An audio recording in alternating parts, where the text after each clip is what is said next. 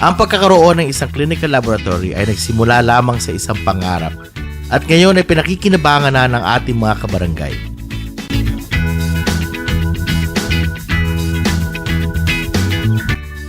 Taong 2021, sa kalagitnaan ng pandemyang COVID-19, ay formal na pinasanayaan ng Secondary Clinical Laboratory ng Barangay Dita Health Center sa pangunguna ng ating Kapitan Toti de la Rosa.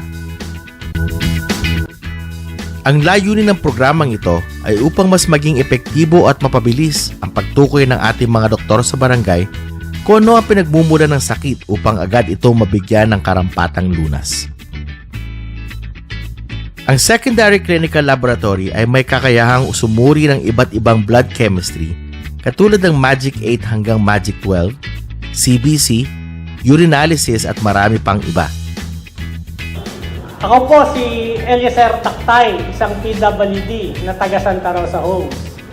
Nais ko lang po magpasalamat sa ating barangay sa pangunguna ng ating Kapitang Toti de la Rosa sa pagkakaroon ng isang secondary clinical laboratory sa ating health center.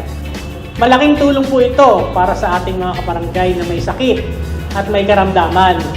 At gayon din po sa mga senior citizens at PWD upang masuri ang kalagayan ng aming kalusugan. Maraming salamat po sa magandang programa at sana po ay patuloy pa kayong lumikha ng mga makabuluhang programang pangkalusugan para sa ating mga kabarangay. Maraming salamat po.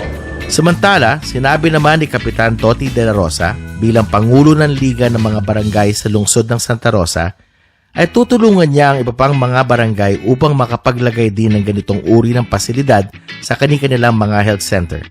Dahil naniniwala siya na ang lahat ng kapitan ay katulad din niyang may pangarap na maayos na makapaglingkod sa kanilang barangay. Suportahan natin ang magandang advokasya ni Consi Toti de la Rosa tungo sa malusog na Santa Rosa. Dahil ang malusog na pangangatawan ay tungo sa isang malusog na pamayanan. Prevention is better than cure. Toti de la Rosa ang kaagapay ng bawat barangay. Santa Rosa, mahalin natin, ito ay atin.